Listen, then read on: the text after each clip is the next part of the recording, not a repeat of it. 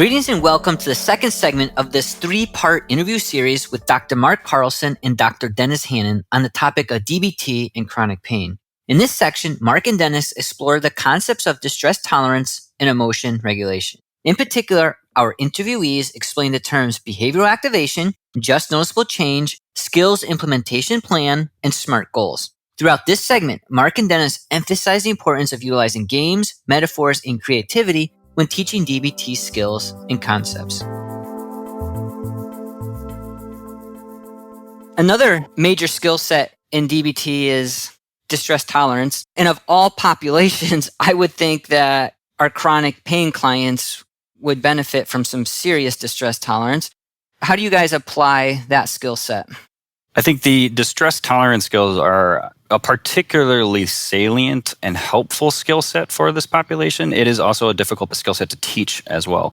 Our clients in this population are experiencing not just the emotional pain that we would sometimes maybe see in a typical adherent style DBT program, but also extreme physical pain oftentimes, coupled with that existential and spiritual pain. Again, kind of that demoralization process, the directionless that sometimes we see with these folks. It is an integral and holistic type of pain that goes throughout their entire existence. So when we look at the distress tolerance skills, I think really looking beyond just how to effectively manage anger or effectively manage anxiety, we have to look at the entire person as we're treating and working with these folks. That's where I think starting with a conversation about that existential pain can be extremely helpful. Again, going back to that idea we've been mentioning of what is the life that you want to be present in and how do we support you in getting there?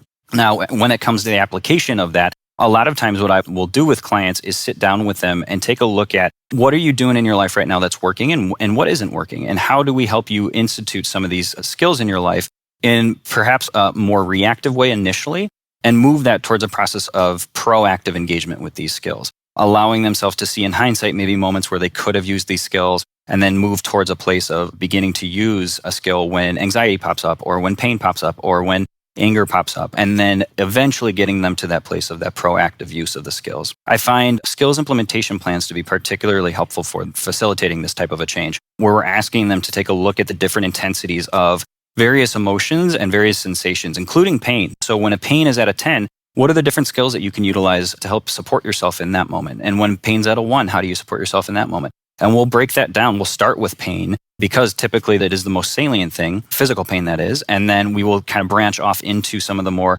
emotional pains and existential pains that they might be experiencing too. Sure.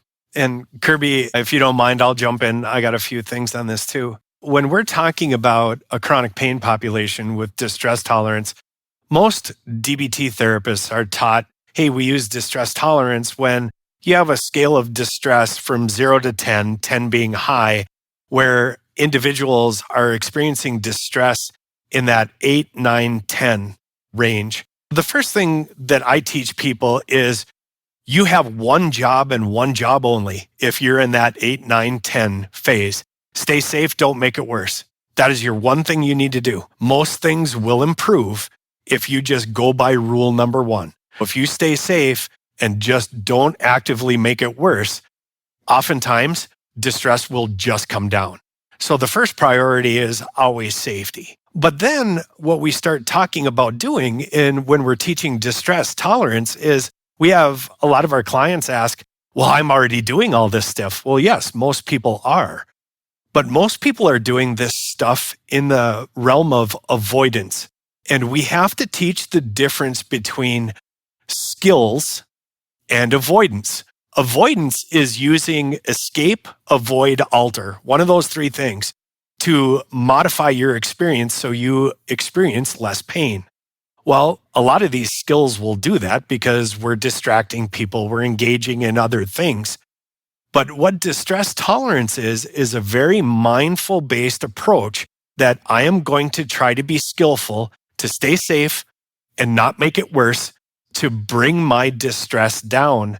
And when I bring my distress down, this is where it's different than avoidance, is now my intention is to go in and actively problem solve what was triggering my distress. Because now I can see things clearer. I'm not in high enough distress to where my functioning is significantly impaired.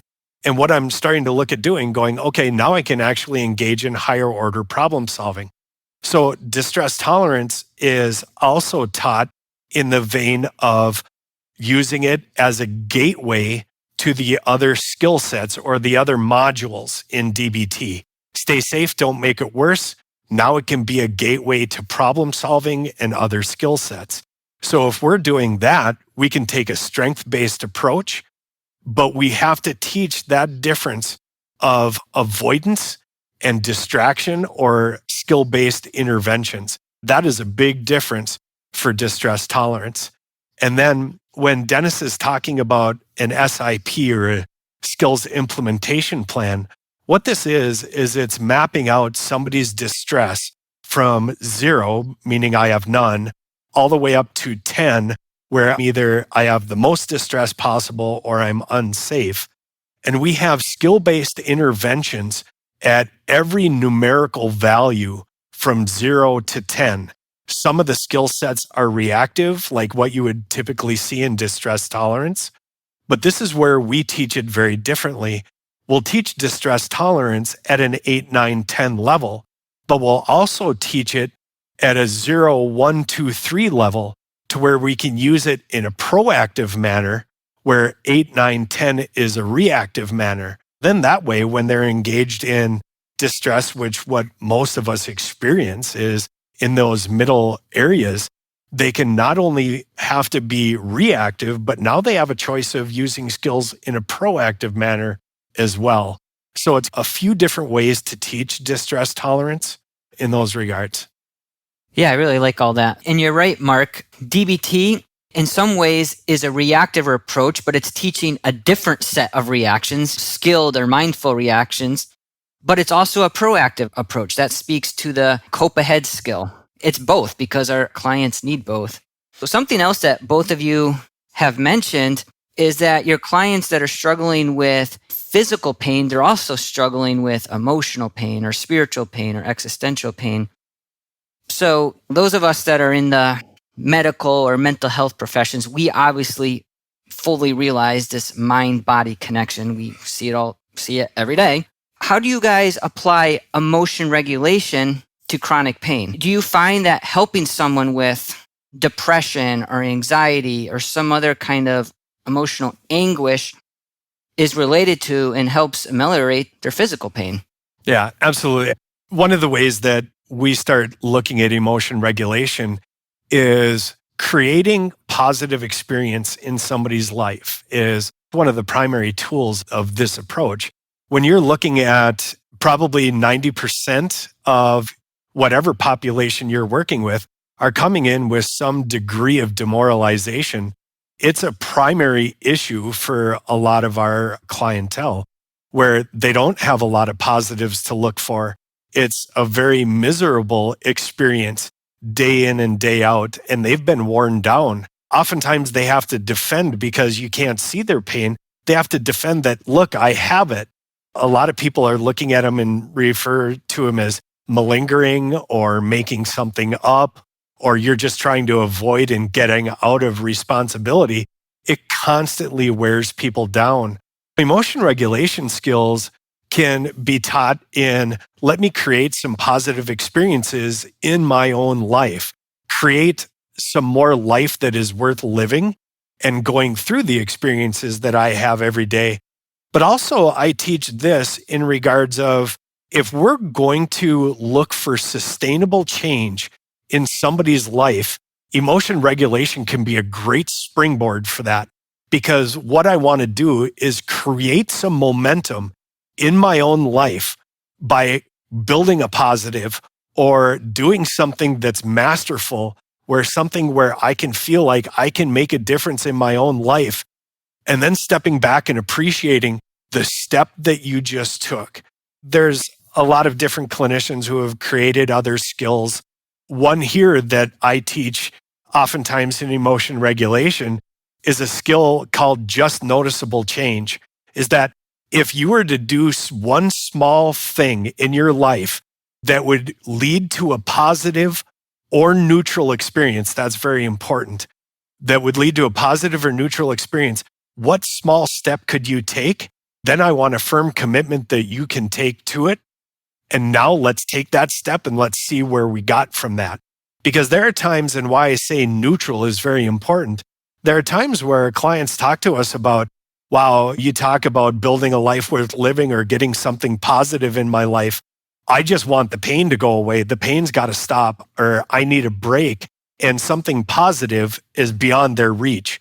So here's where we can step back and use the skill sets in emotion reg to talk about, let's create something neutral where you can just get a space that's not necessarily free from pain, but where pain is not in the driver's seat, where pain is not the only thing you're experiencing. Emotion regulation can help us create a dual experience where I have pain and something else that I'm creating.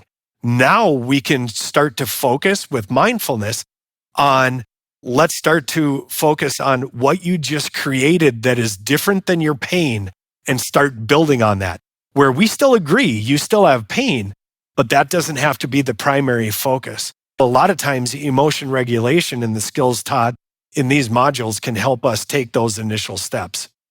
Yeah, I would reiterate what Mark is saying here. I think of all the skill sets in DBT, emotion regulation, maybe second to interpersonal effectiveness, potentially standing on its own, might be my favorite to teach, because I do think it allows us to pull in more of that life that the client wants to be present in. And going back to what we mentioned a minute ago, I think it allows us to be a little bit more proactive in terms of creating that space that the client wants to be in, rather than just in a constant space of pain and suffering. This is where we pull in a great deal of focus on SMART goals. Mark already mentioned that just noticeable change goal.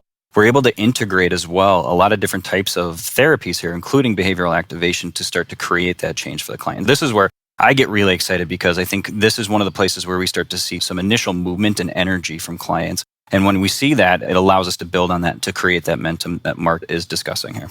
And Kirby, I would just throw one last thing in here is we've created some additional worksheets that are specific to our clinics. And I have them in one of my books, I think. But what we talk about is this concept of my story. And we have clients map out, hey, what got you to this point in your life where you're meeting me?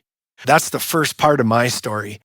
Now, what do you start and how do you start envisioning that story to potentially change? What are some options that you would just hope for, that you would wish for?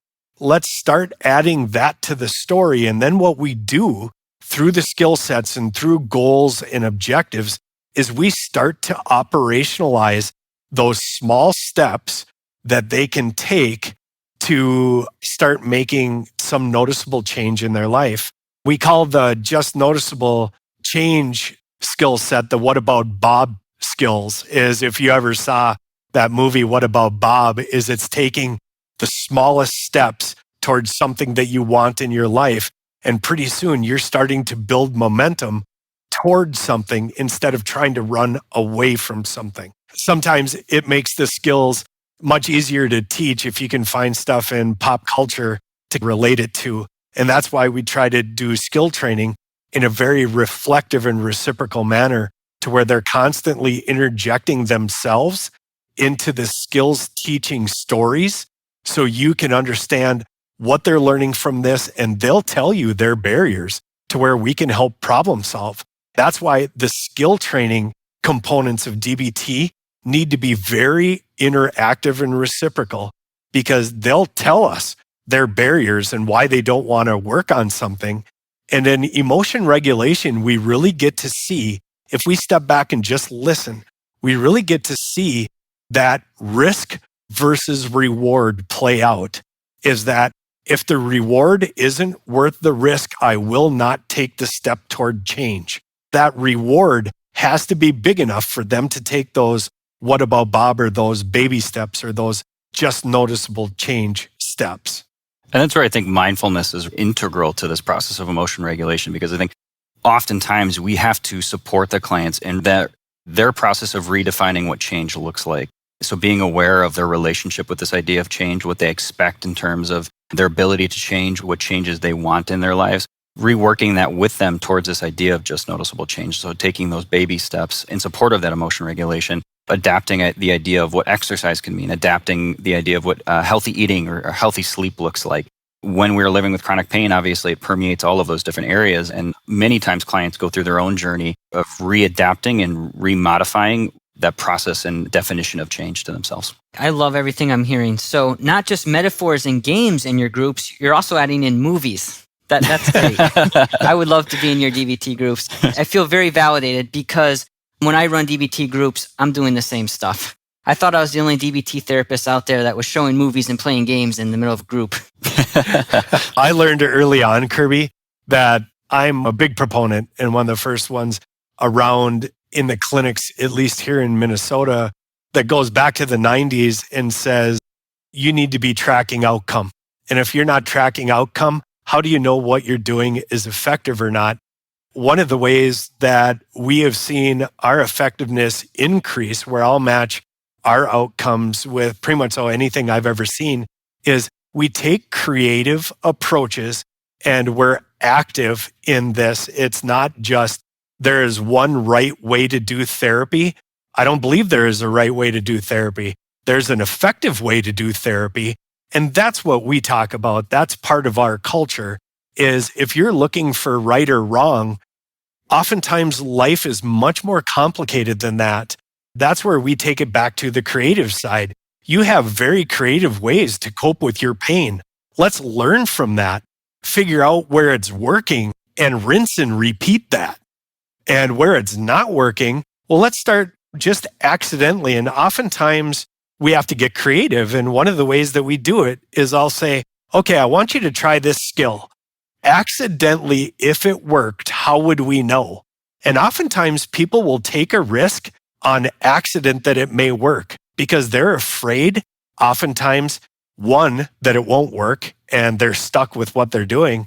But we also need to address the fear of what happens if it works and it is effective. Now people will increase their expectations of you. There's more pressure on you.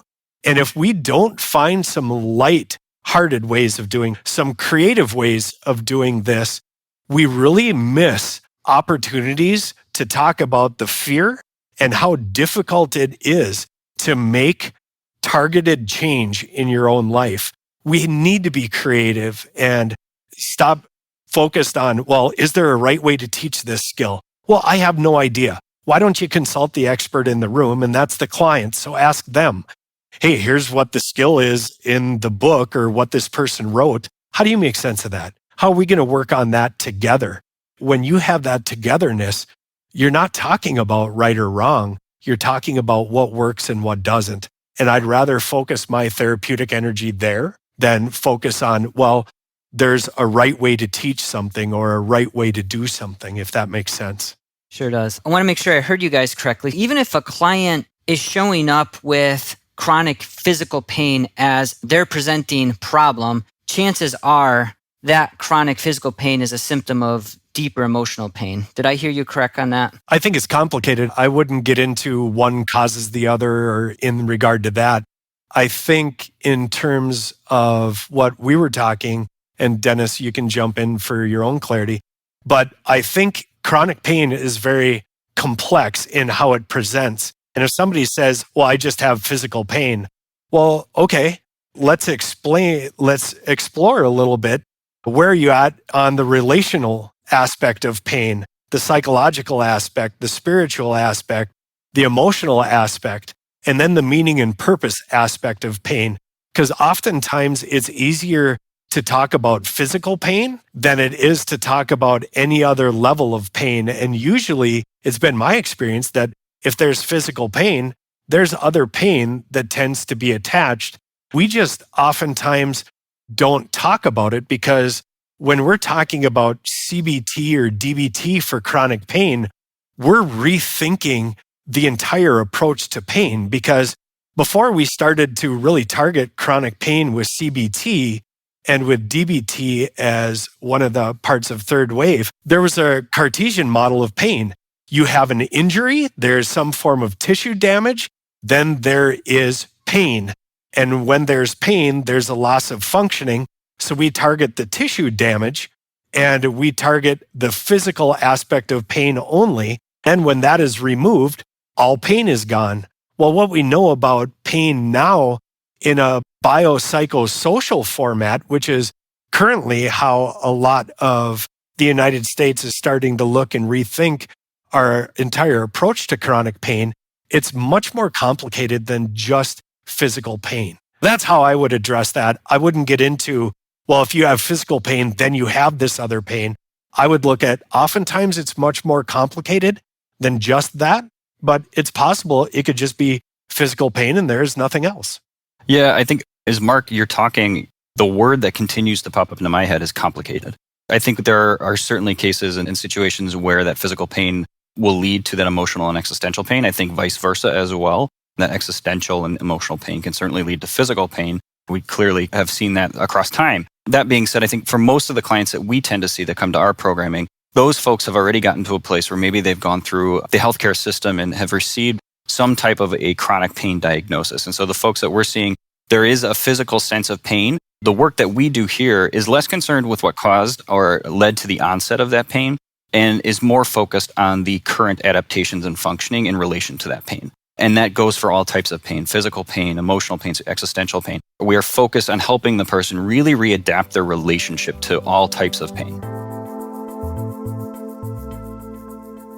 There are three main points from this section. First, distress tolerance is all about staying safe without making things even worse. The purpose of distress tolerance is to replace ineffective reactivity with more effective reactivity. Distress tolerance is applied mindfulness and a gateway to other DBT skills. If clients can first survive the moment without making it worse, they are more likely to access their capacity for higher order problem solving. A skills implementation plan helps clients quantify their distress on a scale of 0 to 10 and then determine a specific skills-based intervention for each level of intensity. Second, whereas distress tolerance refers to short-term interventions, emotion regulation refers to long-term lifestyle changes which foster a healthier emotional baseline. The ABC acronym helps clients develop healthier emotional habits by adding positives, building mastery, and coping ahead. SMART is another acronym which helps clients activate healthier behaviors by setting goals which are specific, measurable, attainable, relevant, and time-bound. Behavioral changes do not need to be massive. They simply need to be just noticeable in order to initiate the necessary momentum for change. And third, additional techniques for stimulating behavioral activation include the following. Have the client promise to do something they would have done anyway. Prescribe the client a positive behavior, which they are already doing. Help clients evaluate the risks versus rewards of attempting a new behavior. Use creativity to teach new skills, such as games and metaphors. And ask clients, what would happen if you accidentally used this skill?